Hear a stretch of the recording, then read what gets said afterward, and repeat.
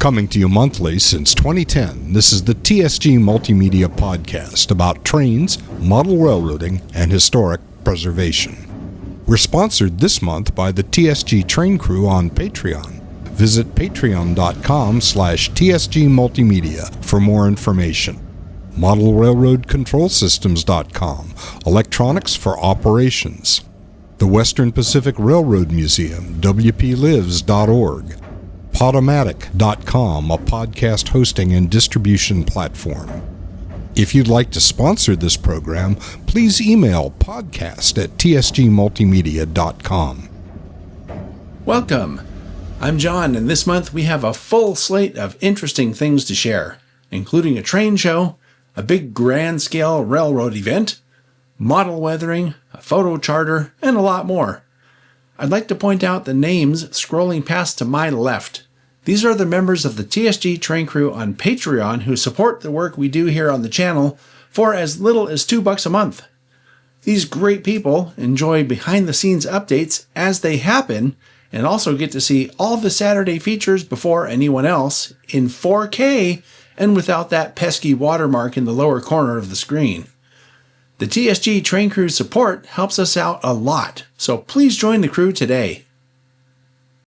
This is the first update for March. I'm here at Seth Neumann's Oakland subdivision layout, 1999. You can see a layout tour of that video here on the channel. And it's odd because as many times as I've been here over the years, and I come here all the time to do other stuff with Seth, this is the first time that we're actually going to get to do an op session here. So I'm very excited about that. I'm happy to be here. There's a lot of people that Sydney and I both know. As a matter of fact, everybody here we know and operate with. So looking forward to it and have been looking forward to this for a long time. We need to get Pleasanton Station. You said you've never operated? That's right. I've never operated. You've never operated? Really? But you helped put up the backdrop. Well, yeah, but I've never operated here.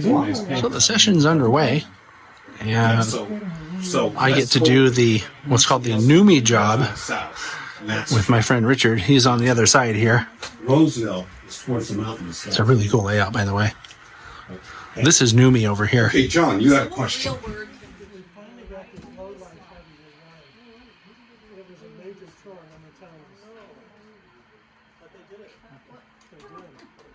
It's a bit later here and after lunch, and this is the area right here that I've been working with our mutual friend Richard, who isn't a regular here at Seth's Layout. He comes to all the work sessions and all that stuff and has been for many years doing that. And so we've been working. This is Neumann, the I'm trying to remember what it stands for, New United Motors or something like that. But this is something that actually existed in Milpitas, and so it's on the layout. And so we've been switching out all the various, car parts and stuff like that. Pretty fun job, actually. So first session, fun job. Seems like the other jobs are fun also. I'm not sure what we're going to do here after lunch, but I guess we'll find out. Oh, there's the label. It's New United Motor Manufacturing Incorporated. This is the last move for the second part of the job that we did. Switching that Neumann deal.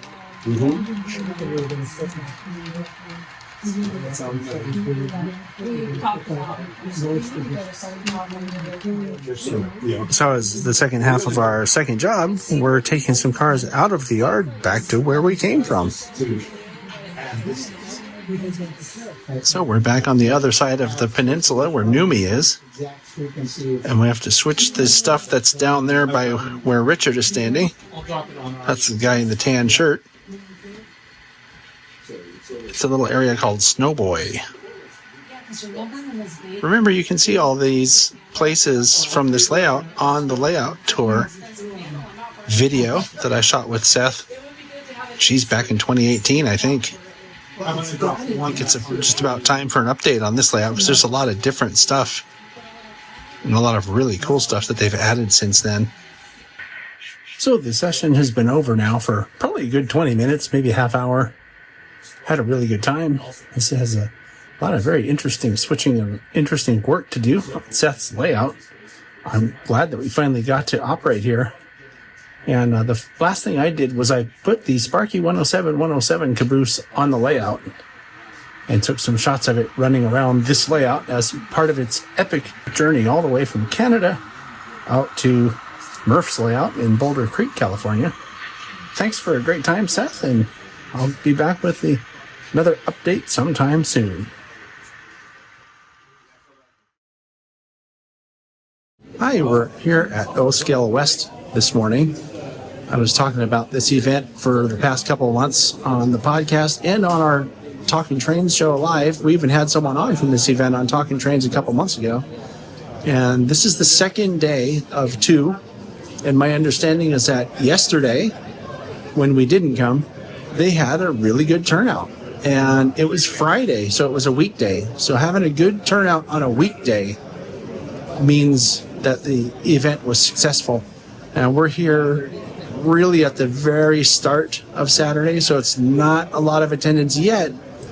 But pretty soon, this room is probably going to be teeming with people getting all these amazing deals on stuff you just can't really get anywhere else. It's one of the cool things about this event is that they have vendors from all over the place who bring stuff that's hard to find. So anyway, I'll be on with more updates as the morning rolls on.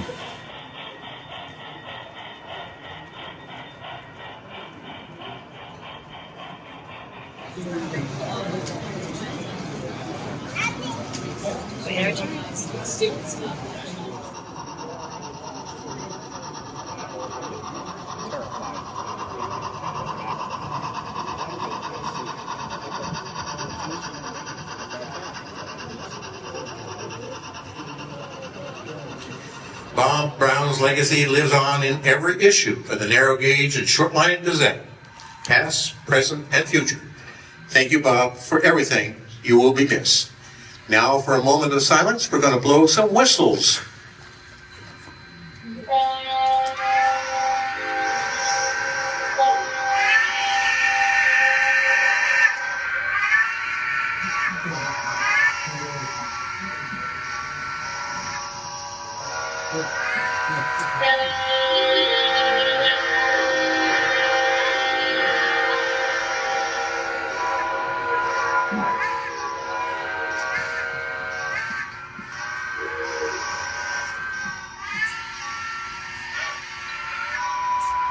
All right, thank you all very much in memory of Bob Brown.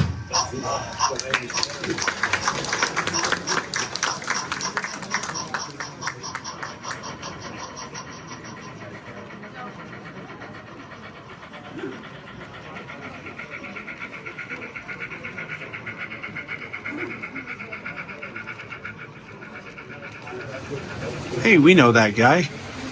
That's Dr. Mini from Mini Prints. He's doing a virtual clinic here at O-Scale West over Zoom. And how cool is that? Hi. How you doing? Welcome, mate. So without further ado, feel free to jump in. We'll have a discussion about figure painting. This is me. 12 years ago. So it's a little bit dark up here, but I'm up on the stage at the Portuguese Hall where this event was held today and yesterday. And this seems like a really good venue for it. We've got all the footage that we need for, I think, a nice video. I'm going to edit that together and decide if it should be a standalone video or if it should be all part of a podcast segment. But it's just been a really enjoyable experience once again this year. Got to see a lot of old friends, make some new friends, and that's really what these events for me are for.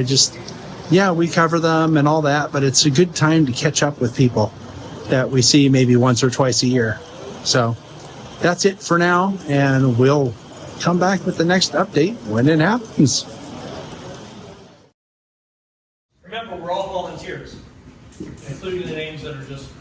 So, we're all volunteers here. All right. So we're here at the SBHRS today, and they had the meeting where they announced the winners for this contest that I've been talking about for, I don't know, the past few months. And this was the first prize winner, which is a model of what's outside the depot here. And then the second place model was the one that we did our video about, that Robin built. The interesting thing, I thought, was that first place and second place are very close to here, meaning this is just outside the building and this is on the property here. So I find that was interesting that people voted most for the ones that are places that they know about.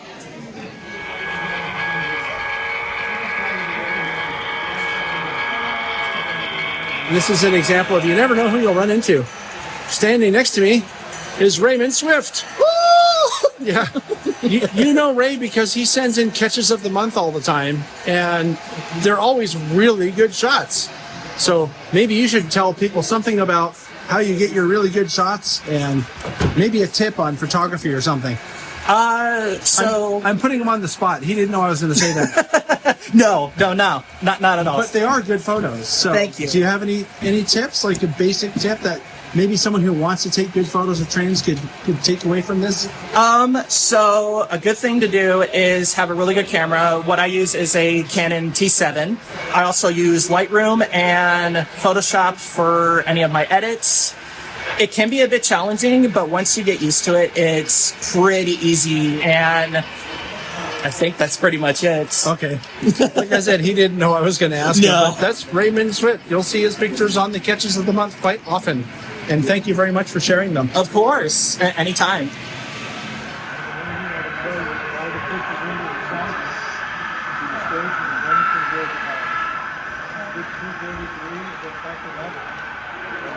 So I mentioned before that the winning diorama on the square foot challenge was something just outside the depot. This is it. This should look pretty familiar. And we'll look at the model one more time just to demonstrate. It was a pretty good job.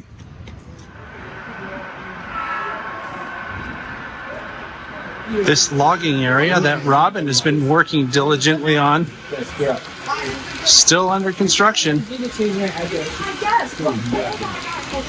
But he's making a lot of progress, though. We're going to Reedley today for the Reedley Railfest at the Hillcrest Tree Farm. This is one of those times when we get some of or most of the old Fern Creek and Western crew to go do something, because we don't do Fern Creek and Western anymore. Oh. Yeah, so Charlie's there. Hey. Lauren's there. Trevor's here. What's the Fern Creek and Western? Yeah, right. And trains there. Kevin and Curtis are here, so I think I'm going to record for Chasing Trains today, too. So I'll be back with more updates later. Bye. All right, so we've made it to Hillcrest Farms in Reedley, California. And we've already caught our first glimpse of some of these little trains. It's a 15-inch gauge operation. It's pretty cool, and you'll see more of it as we go forward here today.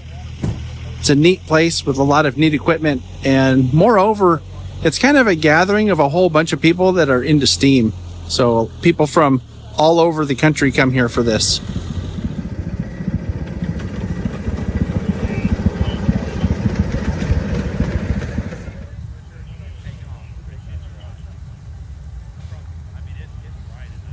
So this is a bit later, and we've been watching the little tiny trains running around, and it's pretty fun. Although this year's event seems very lightly attended compared to other years that we've been here.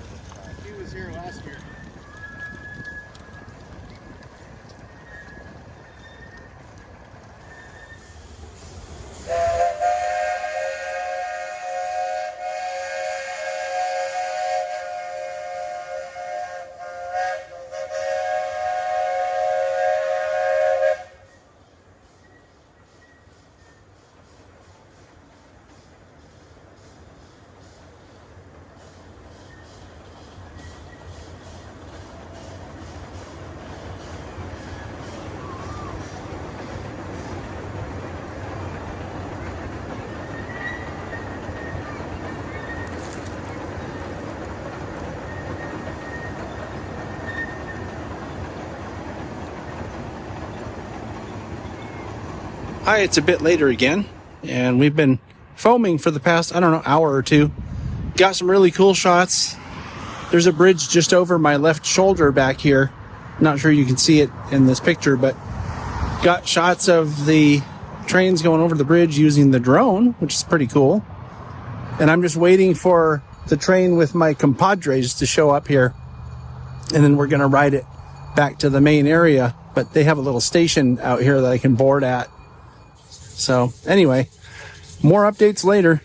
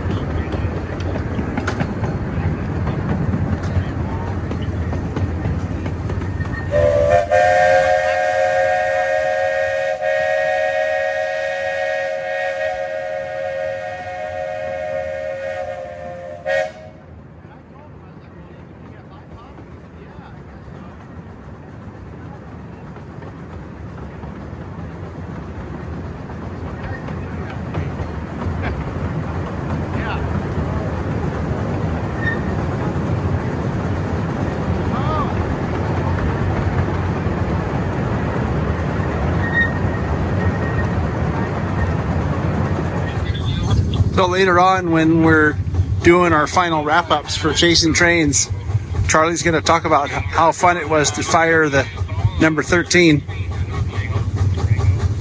because he's getting to do something really fun right now. So what they normally do at the end of the event, when they're closed to the public, they assemble what we refer to as the mega train. So they're going to put all the power and all the equipment that they have into one really long train. And people that are guests of the event, I guess, get to ride it and foam it. So it's pretty cool. So this mega train has a mid-train helper. It has two locomotives in the lead, the mid-train helper, and I think there's one behind us as well. And I didn't count the cars, but you can see it's really long.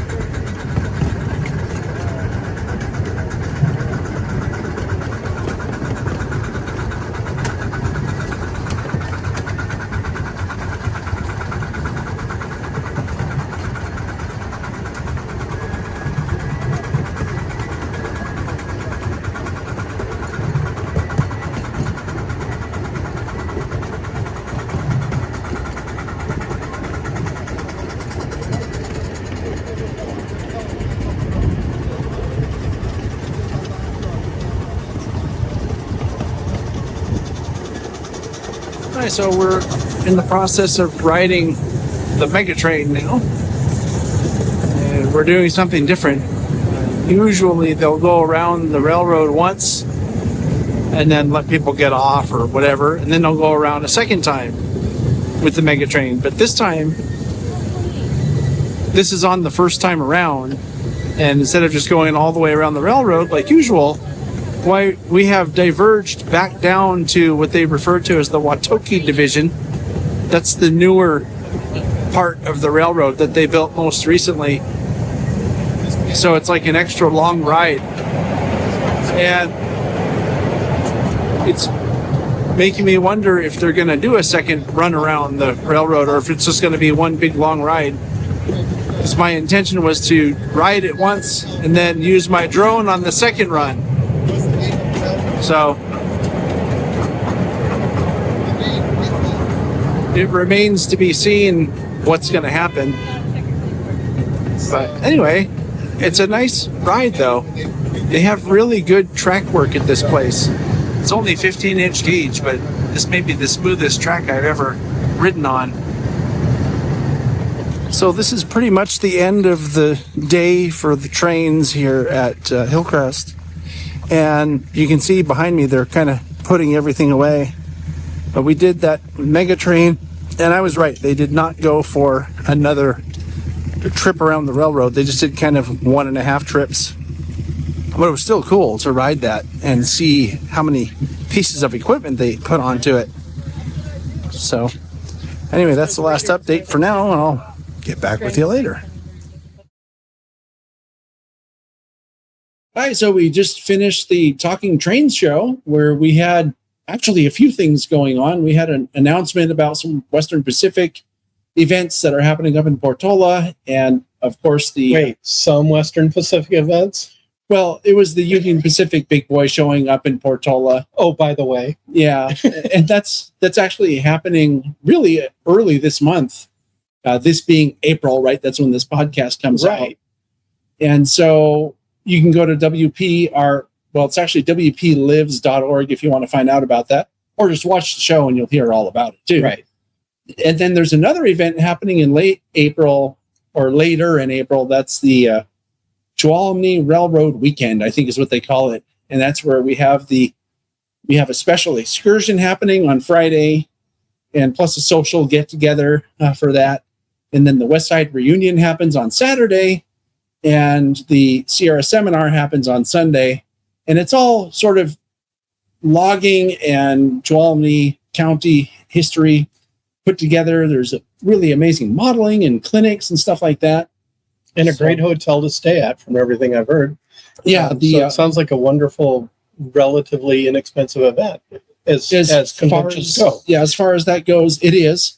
And something that they failed to mention, but I always think when I go up there, and I've actually done podcast segments when I'm there talking about how good the weather is and how nice it is up in the Sierra foothills.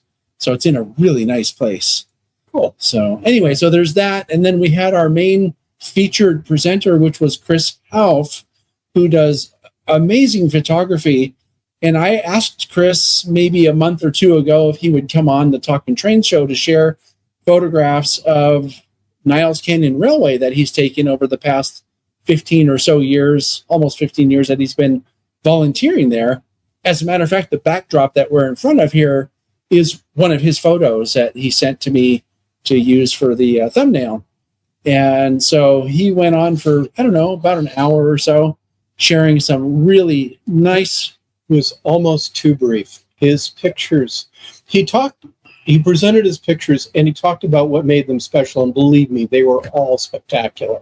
The inclusion of people, the way he had them lit. Sometimes he'd do a black and white photo. It's kind of like, if you do railroad photography at all, you could learn things just from listening to him talk about his own photos. Yeah. So anyway, it was a really good show. I hope you'll watch it. I think it's one that's worth watching on the replay. And I'll put a link to it in the podcast description, as I normally do. And hope you'll watch it. Hi, I did something today. I'm here with my buddy Dave. Dave, say hi. Hi. There's Dave. And we've been talking about doing a video or a series of videos, whatever, about weathering for a long time, because Dave's really good at it. a lot of the stuff that you've seen on Seth Neumann's layout when I'm there, he did the weathering on it. And who else have you done weathering? You've done some... Mostly at SVL. I have a couple cars. But you did some for Seth too, right? Like I've done some stuff for Seth, tank cars. Yeah, there's a tank car that I was inspired by a Boomer diorama video. Oh. And that was my first airbrush weathering. Nice. Didn't tell Seth that I was airbrushing his cars, and it was the first time I was using an airbrush, but it worked out. So, pro tip, get your friend's stuff to practice on. But anyway, Dave's doing some sort of how-to stuff, and we had a whole adventure having to go buy mineral spirits because what I had was old and junky, and there's the new mineral spirits, but that's a whole different story. They're actually clear. Yeah, right. And not like gummy. Yeah, the original ones were like Elmer's glue or something. But anyway, so we had to go do that, and it's been actually many hours and not a lot of actual filming. But this is the kind of stuff you do when you're crazy like this. And it's, I think, going to end up eventually as part of a Talking Trains presentation in the not too distant future. So thanks for coming in and sharing, because I'm learning something just watching. It's pretty cool. And this is the really cool thing, Dave, is it's making me feel like I want to do some more weathering. So anyway, that's it for this podcast update. We'll see you on the next one.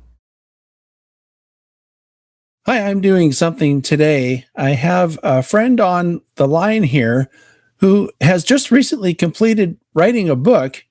And it's funny because he was working on this book a few years ago when we were doing a layout tour video of his layout.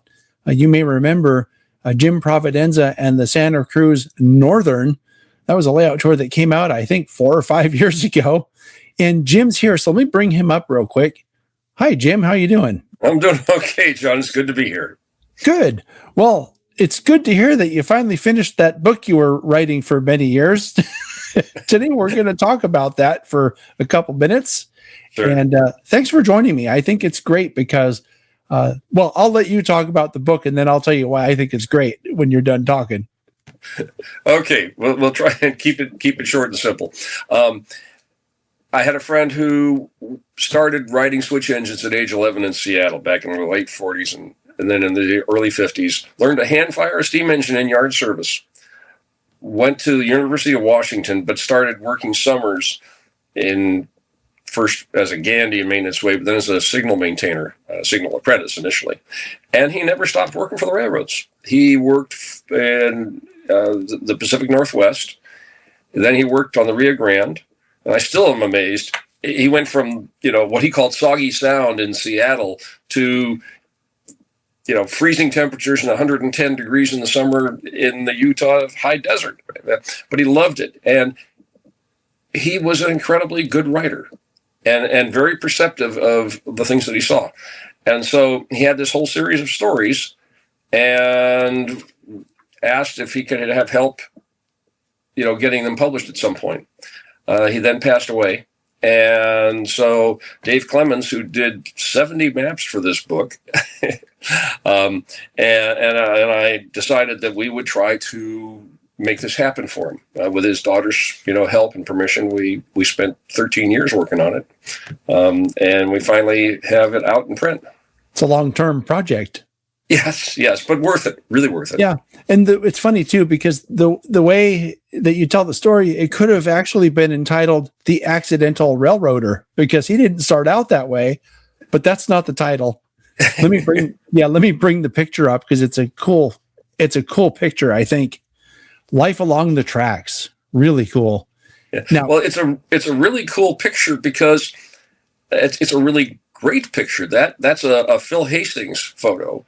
And that was one of the 3 photocopied photos that we had that he handed us with the manuscripts. The other one was one by Richard Steinheimer. So you're instantly going, oh. Now Mike said, I need help with the book. It needs more photographs. But he wasn't a photographer. Well, after he passed away, it was like we tracked down where these photos came from, who took them. And we realized that the quality of the photos had to be really, really good, as well as support the stories that he was telling, which has, as far as we think, really good writing. Nice. So is there a favorite story or something that you can think about out of the book that you would like to share with the viewers? So Mike had a number of voices that he wrote in for the stories, what he called vignettes. And probably one of my very favorites is a very short story, and it's called The Stove. And it is about a U.S. Army surplus space heater, a stove, that was in a bunk car, in an outfit car, out in the Colorado desert in the winter. And the story goes on about how difficult it is to get the stove to heat up properly and all the horrible things that happen as you try to pour kerosene in it to get it to light off, and it blows up and it's black smoke, all over the outfit car, and punching holes as, parts of cinders go flying out from the coal that's in there. And most of the time it refuses to do anything nice until, late in the night. And then it's perfectly warm at 6 a.m, just in time for you to get up and go out into the freezing cold. And you sit there, and in a page and a half, he just encapsulates what it's like, living out on the edges of things and, the cold, and you're working on the railroad. But it's not the sort of stories that usually you find in railroad books. Usually if it's a first-person railroad book, which this is, the book is about 6x8 or 6x9, and it has wonderful stories, but it's got maybe 2 maps that are from the railroad, right? Big heavy line showing my railroad. And it has 8 or 10 shiny little pages in the middle that are black and white photos, and that's it. Yeah. Well, that's not going to cut it for Phil Hastings and Richard Steinheimer. We have 18 photos by Phil Hastings from the the California State Railroad Museum Library. Oh, excellent. And others, and they all add to this. We also have, as I mentioned, Dave Clemens was a city planner and cartographer. His maps are just amazing. Do you know, it's ironic too about that stove. Often we hear about these locomotives that were cantankerous and wouldn't do anything you asked them to do, and you had to coax and get them work like crazy just to make them do what you wanted them to do. Meanwhile, other locomotives that were made in the same run or the same manufacturing process work like a charm. Who knew a stove could do that too? and some of his stories are about how the different crafts interacted with each other, or how, as he was a track supervisor over Soldier Summit, no less, on the Rio Grande, and he'd only been doing this for about 6 months, and his boss leaves, and the railroad division engineer and another guy try to coax him into giving them 2 carloads worth of good track material. And Mike says, well, I might be a new track supervisor, but it's a long time since I've been a new railroader. And so he spends 2 weeks while his boss is on vacation finding every piece of junk that he can and loads up 2 gondola cars to send them to this guy all the way across the railroad.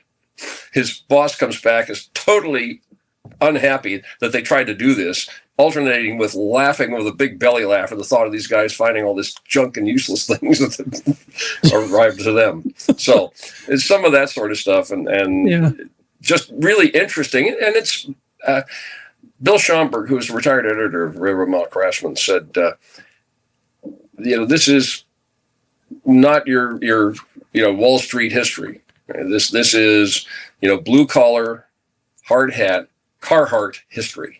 And it's history for most people in this country, and you can relate to that. And it really does make a big difference, I think. And more importantly, I think, is it's the kind of stories that would be lost to time if you didn't capture them. So that's really absolutely. Cool. Yeah. So here's a question for you, because I'm sure that people listening are, especially, I would think this would be especially interesting for real railroaders to read, because they'll have a lot of stuff they can relate to. What's the best way, or how can people get the book? And where is it? Well, why don't you bring up the QR code? Sure. That'll make it easy. We have a QR code here that will take you to the Washington State University Press website, directly to the site for this book, and you can purchase it directly from them. They're a nonprofit, and they've been through some tough times like a lot of universities. Highly encourage you to purchase it from them. It's also easily available from things like Ron's Books, maybe your local hobby shops if they carry a lot of books, Amazon. But I really recommend going to Wazoo Press. Okay. Well, Jim, thank you very much for joining me. I think people should take a look at this. And I think in closing, I'll just leave this QR code up on the screen, and people can just scan that. If you're watching this on a replay on the podcast, just pause your little YouTube and scan the QR code and go order the book. Thanks, Jim. Well, thank you, John. Have a good evening.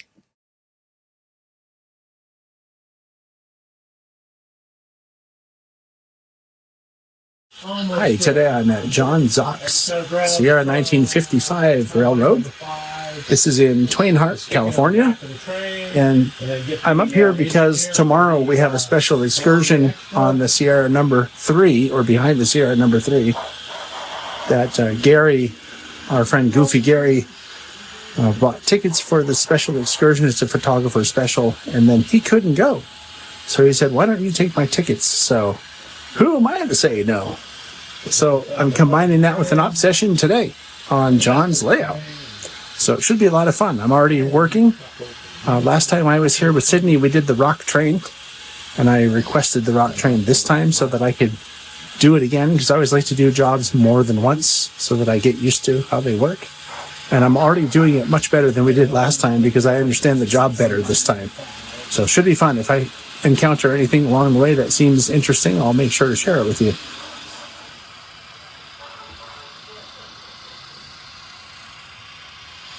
This is one of those times where you never know who you'll run into. Last time I saw this guy. Wait a minute. Are you actually the same guy? There's no toothpick. I know. I forgot the toothpick today. Right. So I'm going to have it tomorrow, though. Oh, yeah.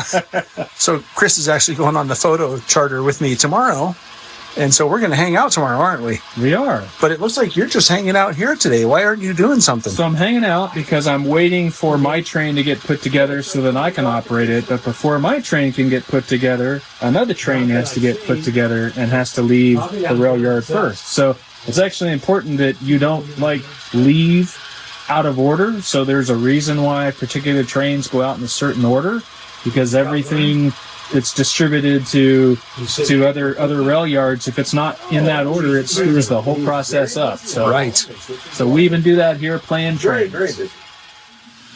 So the first part of this rock job is done. I had to take the rock cars that were here at Atlas Rock using these two little switchers, and I had to set them out near the main line, which is way over here. But I actually had to run around them so that when I bring the train that I'm operating out here, I'll be able to pick them up, because this is the main line here. So the train that I'm actually operating is going to come on this main line and pick these up and go that way with them. And this was one of the things that we weren't entirely sure about how to do last time. But because I did this last time, I know how to do it this time.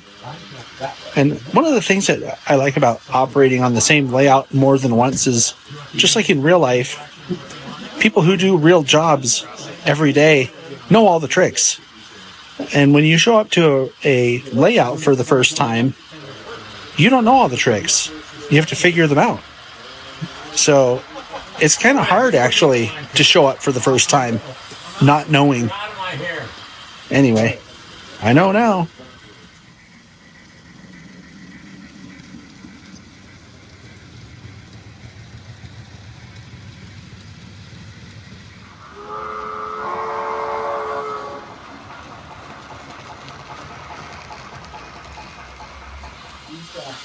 So I'm working on the end of my job here, and I'm ending where I started off. And John uses these switch lists. I'm pretty sure these are made up with JMRI. I'll ask him later, and if they're not, I'll tell you what he said. But this looks like JMRI switch lists with the red and blue. And they're pretty easy to understand. So instead of car cards, which I'm used to, I'm using just straight switch lists here. There are no car cards at all. And the advantage of that is just that there's not a bunch of stuff that you have to handle. Hi, this is a bit later, and I'm sitting here with my friend John. Usually, John, you're over the Zoom or whatever, yes, right? Yes. Calling in from hundreds of miles away. But we're here together this time because we just had a great op session earlier today. Thank you very much. My pleasure. For the invitation. I enjoy it. Yeah, I was telling the people on the podcast as I went along that about the rock job. You know, I did it last time, and this time being the second time, I knew more about it. You did a better job. Yeah, it worked out better. I think I did everything right the first time. Generally, there was one part where you didn't see me driving backwards to go pick up some cars that I left behind, but that's not what we're coming on here to talk about now. We're going to talk briefly about the Tuolumne Railroad weekend, which we have our cheat sheet of notes here. Yeah. And so, since you're still the big boss man of the THRA, I figured I'd let you plug this one more time because it's a great event. It's a 3-day weekend starting on February the 17th of April. February the 17th of April. Yes. Oh, Friday. April the 7th. You said February. You confused me. And I haven't had that much to drink today. Right. Either. It's been a long day, and he's tired. Yeah. So Friday. Well, I had to deal with him too, so that helped. Well, I had to deal with him too, so that also helped. But the Friday event is the steam locomotive number 3, the historical number 3 with a train ride, about 90 minutes long. There's some extra length involved. So it's a good time. It's in the afternoon, late afternoons, early evenings. So the weather's going to be great. It's supposed to be a nice warm day. So it should be a lot of fun. Then on Saturday, the 18th, the West Side Reunion is going. They've got several good programs. And that evening, we're going to have a banquet that's going to be talking about Pickering Lumber Company. And then finally on Sunday is the CR seminar, which kind of got the start for the THRA. We have our own clinics, and it runs roughly from 9 o'clock to about 4 o'clock, as does the one on the West Side Reunion, about the same time frame. So a lot of good information, a lot of friends you get to see and chat and talk and get things updated and find out what you could be doing differently or what new things you can try to do. So it's a lot of fun. Yeah. What I like about it is you get to see old friends and make new friends, but there's always a takeaway from a clinic or a presentation during the day, you know, that some nugget of information or inspiration that you take home and you're like, oh, I'm going to act on this, whatever it is. Yeah. So probably the best way to find out more, and do find out more, especially if you can come, is to go to the website tuolumnerailroad.org, which is the THRA's site. Tuolumne Historical Railroad Association. Yeah, sorry, I guess I should say that. We use acronyms all the time, and THRA is what's on his shirt. Tuolumne Historical Railroad Association. I'm advertising for drums today, apparently. So and those shirts are available if you come to the events. That's right. Yeah. And we have polos for the same thing that even look better. That's right. Yeah. I have one of each, actually, which I'll have to remember to bring. You better. Yeah. But anyway, so please look into it and come if you can.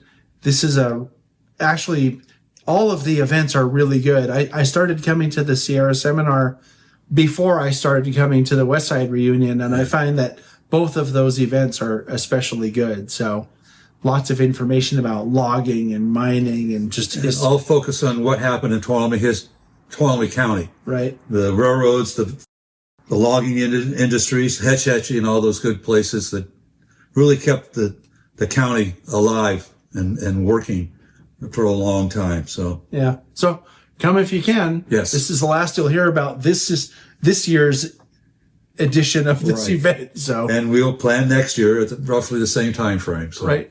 Hope to see you there. Yep. Thank you. This is the next morning, and I just got to Railtown 1897 State Historic Park, where we're going to be doing the photo charter today. Special thanks to Gary, who couldn't come.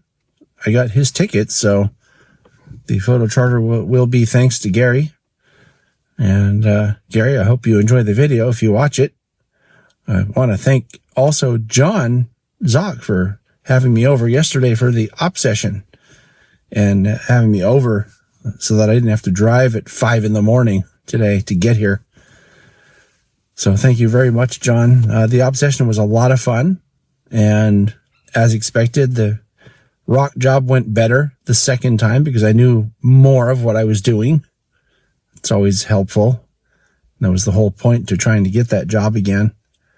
So today's the photo charter, and we'll see how that goes. I'm sure I will have updates during the day today because they're going to be running some very unusual stuff, such as a freight train, which is something I'm not sure I've ever seen out here. So should be fun. There are no restrooms on board the train, so make sure that you use the restroom before you get on. After a year and a half of working this out, a lot of joy, excitement, fear, worry, planning. We're planning. Yes, we're here, and I'm just. This is the first charter I've really kind of helped organize and arrange, and I think we're gonna have a really good day today. I think everyone here is really gonna enjoy themselves, and thank you for coming along. So we have this coach and this diesel that will shuttle us out to the areas that we're going to be shooting in. And yeah, then we get off this and it goes down the line a bit. And the main actor comes through. We take our videos, go crazy, and then this comes back to pick us back up.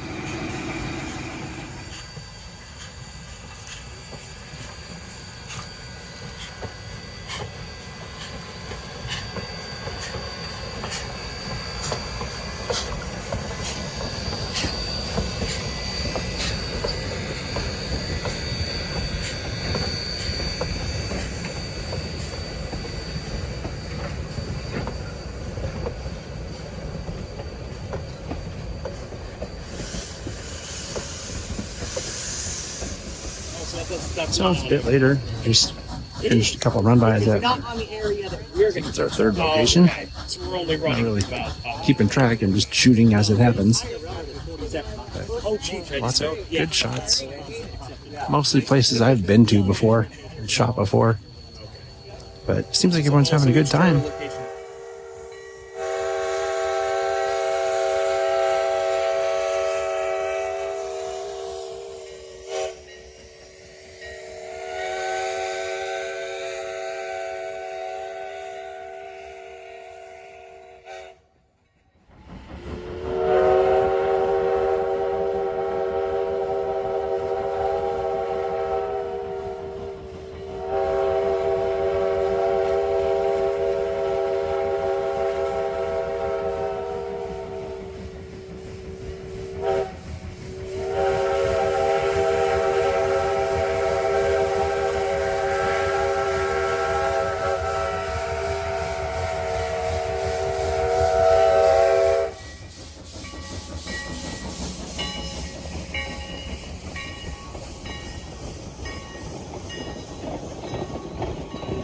This is a photo charter using historic railroad equipment that we normally don't get to demonstrate to the public. And this is a rare opportunity to experience what railroading in the late 19th, early 20th century really would have looked like. And this is the kind of stuff that I came for. This is why I got involved as a volunteer and later as an employee at Railtown. And I got to tell you, this is one of my last days working here as an employee before I move on. And this means a lot to me to be part of this. It really does. We've completed the morning excursion, which was the train with the passenger cars. They ended the excursion with a group shot. And we're just working our way back to Jamestown now, back to the depot. And there's going to be a break, so we're going to go have some lunch. And then after that, there's the afternoon session, which is going to have a freight train. So it should be fun. And so far, it's really good. I've actually seen at least one place that I've never done filming from. And I'm going to put that in my back pocket and remember where it is for the next time I come up here and chase trains or whatever. Because it was a really good place. So anyway, we'll be back with more updates momentarily.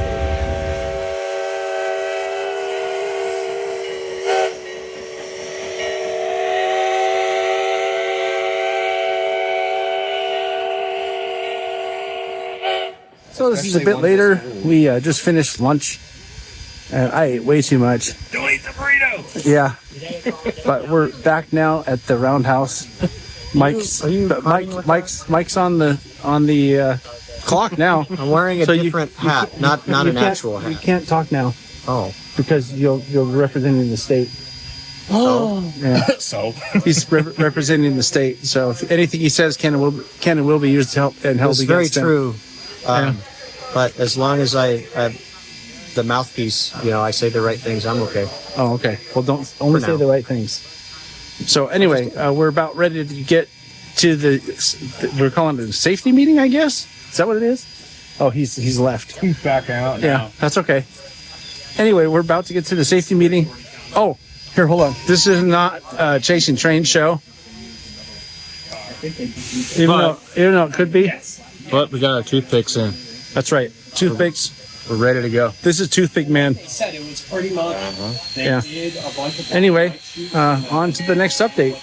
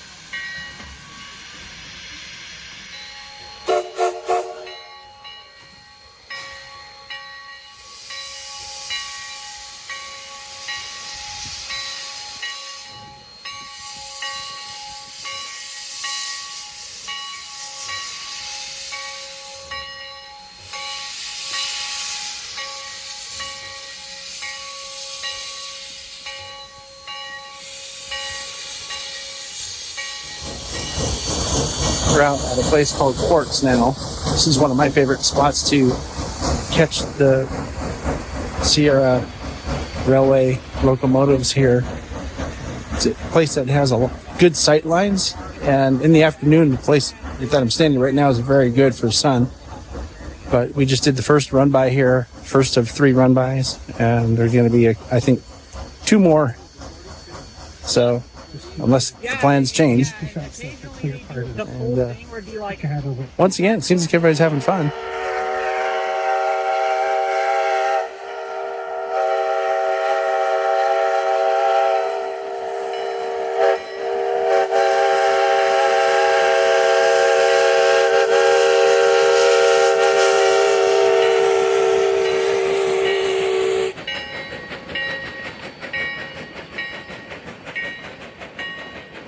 This is a bit later, and we just had our last photo run by here near a place called Quartz.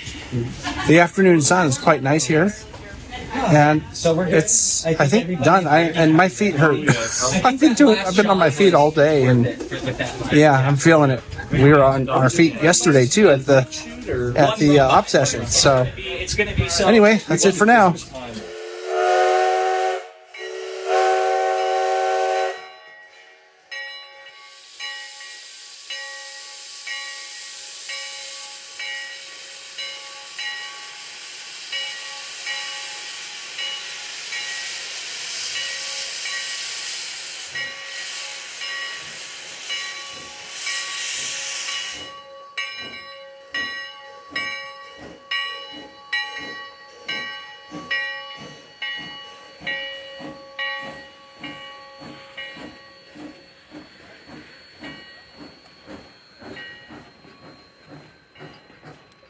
So the evening session of the excursion consisted of basically one run by and some staged still shots for night photography. And overall, it was a very cool excursion, a cool day of unique photographic opportunities for everybody who was there. And also, I want to mention that my friend Mike Neumann is not going to be working at Railtown anymore. He's going to be working at the Western Railway Museum very soon. So congratulations, Mike, on your new position. I'm sure you'll do really well there. And I want to thank Chris Rogers, my other friend, who was at the excursion as well and rode the train, and we hung out and had lunch, and in between the afternoon and evening sessions, we hung out at his place because he lives very close to the railroad there. So overall, it was just a really great time yesterday. And also, John Zock, who had me over for the op session. I want to thank you as well, John. It was a great time there as well. And it was a very tiring weekend. I'm still recovering. I mean, this is the next day and I'm just out of it. So sapped of all my energy. It was a long day yesterday outside and in the pollen and all the allergens, and I stupidly forgot some allergy medicine that I intended to take with me. So anyway, this is also podcast week as I'm speaking, so I'm going to skedaddle off of the podcast updates and go get to work in earnest on the podcast, which this segment is going to be a part of. So anyway, I'll talk to you soon. And now for the catches of the month. Ray Swift sends in this gorgeous shot of a southbound Caltrain with EMD F40 number 916. There's even a kid on the deck of the depot waving at the engineer, providing a sentimental moment of an era that can never be forgotten. Mitchell Stack from Australia sends in this shot of rebuilt Ruston and Hornsby petromechanical locomotive NRT1, which is short for Narrow Gauge Tractor 1, on an extremely rare empty carriage movement from Lakeside Station to Emerald Carriage Workshops on the Puffing Billy Railway. It was shot on the 10th of February. And finally, Kevin Hill caught the Coast Starlight in Gilroy on March 28th.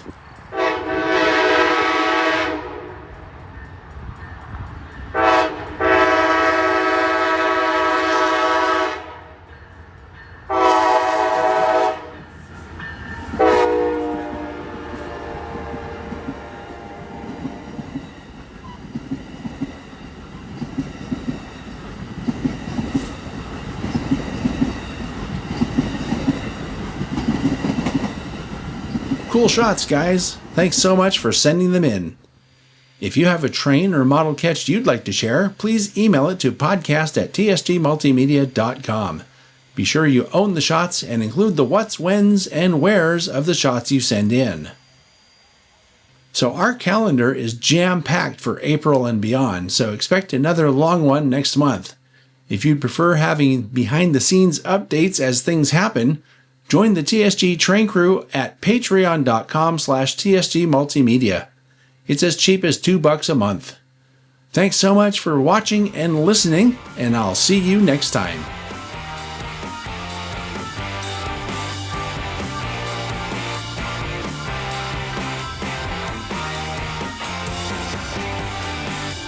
TSG train crew members get behind-the-scenes access and sneak previews in 4K ultra-high definition. Go to patreon.com/TSG Multimedia for more information.